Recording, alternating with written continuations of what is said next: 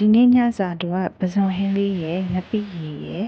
ဖလန်တာမွှေးကြော်လေးရဲ့စီစဉ်ထားပါတယ်။အရင်ဆုံးဖလန်တာမွှေးကြော်လို့အတွက်ကြက်သွန်ဖြူလေးတွေကိုညှင့်အောင်ထောင်းထားလိုက်ပါတယ်။ကြက်သွန်ဖြူထောင်းထားတဲ့ထဲကိုပစုံကြောက်လေးထည့်ပြီးတော့အစင်သင့်လေးပြင်ဆင်ထားလိုက်ပါမယ်။ဖလန်တာမွှေးလေးကိုလည်းရေဆေးတန်းဆင်ပြီးတော့စင်သင့်ပြင်ဆင်ထားပြီးပါပြီ။ဒါဆိုရင်တော့ဖလန်တာမွှေးကြော်လေးစကြော်လို့ရပါပြီ။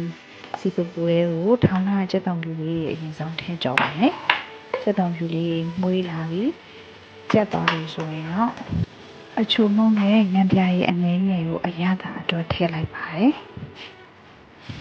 ပြီးရင်တော့ဖလန်တာမွေးလေးကိုထည့်ပြီးတော့ရေလေးနဲ့ထည့်ပြီးနူးလေးထိကြော်လိုက်ရမှာလို့ရှင်။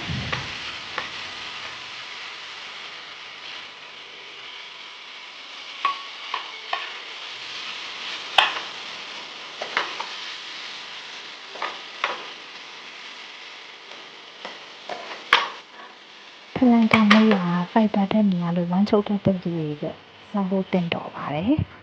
။အစင်းမြင့်လာကျင်တဲ့သူတွေနဲ့ကိုရက်လာကျင်တဲ့သူတွေလည်းစားဖို့တင်တော်တယ်လို့စားဖို့ဖြစ်မှာဖတ်ပြပါရဲ့ရှင်။အဲ့တော့ချက်ရတာလည်းလွယ်ကူပြီးတော့အရသာရှိတဲ့ဖလန်တာမွေးလေးကိုကြောစားကြည့်ကြပါအောင်နော်။အခုလာတီစာအနေနဲ့ဈေးရဲမှာလည်းလွယ်ကူပေါ်များများဝယ်လို့ရနေတဲ့အချိန်လေးစားကြည့်ကြပါအောင်ရှင်။